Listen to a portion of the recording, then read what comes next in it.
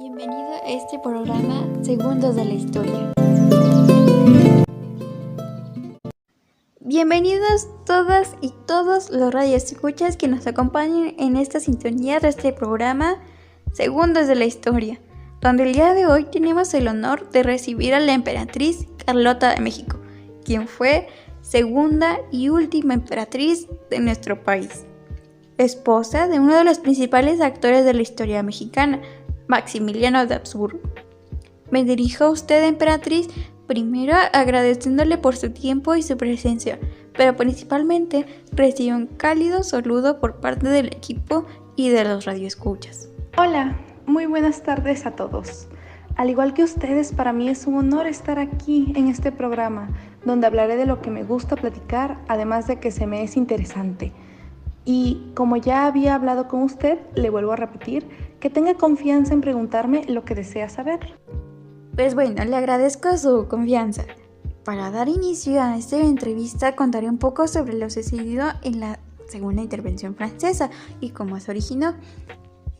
Benito Juárez, por el año de 1861 en el poder, con un país inestable tras revolución y planes como el sobresaliente Plan de Yucla, declara la suspensión total del pago de la deuda externa, originando así que la Triple Alianza, que estaba conformada por España, Francia y Reino Unido, llegaran en embarcaciones al puerto de México, ejerciendo presión.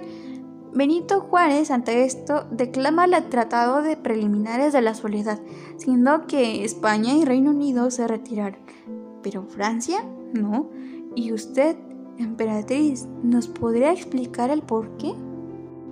Claro, con gusto. Me sé esta historia de inicio a fin, pues fue el comienzo de mi locura. El emperador Napoleón III había negociado con los conservadores mexicanos para que se establezca una monarquía para proteger sus privilegios como clase alta.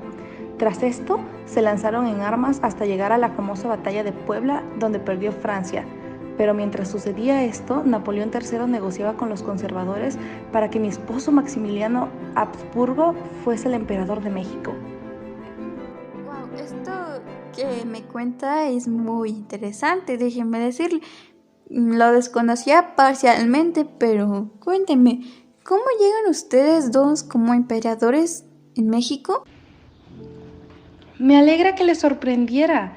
Siempre aprendemos algo nuevo, ¿no?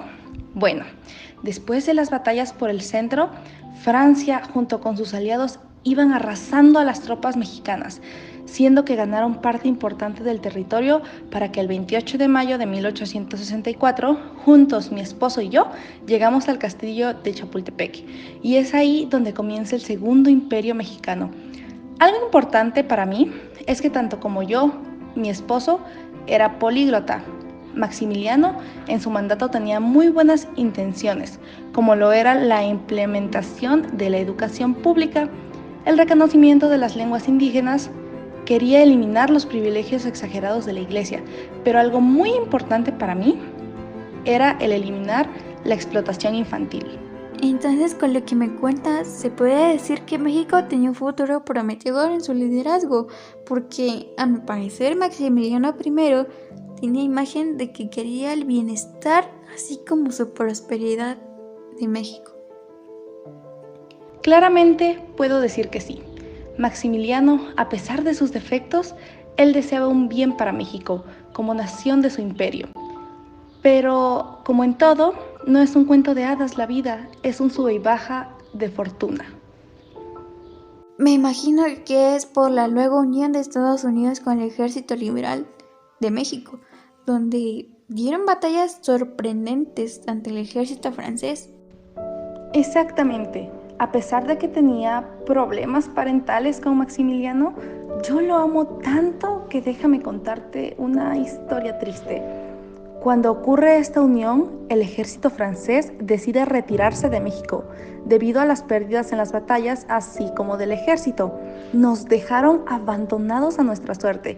Como ya te había mencionado, Maximiliano quería el bienestar de México, por lo que en algunos aspectos los conservadores se le fueron en contra, siendo que mi esposo corría un peligro inminente. Tuve que partir hacia el emperador Napoleón III para tener apoyo de protegerlo. pero realmente no tuve una respuesta satisfactoria, incluso ni con el Papa, siendo que no pude ayudarle más para que el 19 de julio de 1867, en el Cerro de las Campanas, Querétaro, fue fusilado, donde sus últimas palabras fueron: voy a morir por una causa justa, la de la independencia y libertad de México.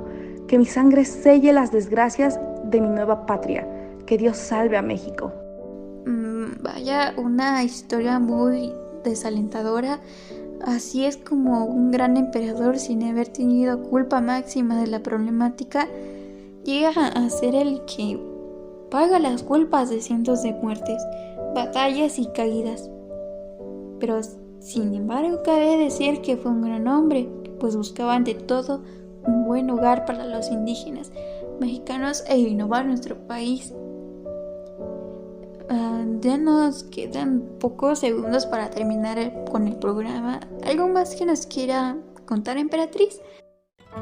Pues vaya, siendo una historia sangrienta y triste, lo que más anhelaba junto con mi esposo era el bien, por lo que doy gracias al espacio que se me ha dado, y con mi experiencia e inteligencia les digo que luchen por un México mejor ante todas las adversidades.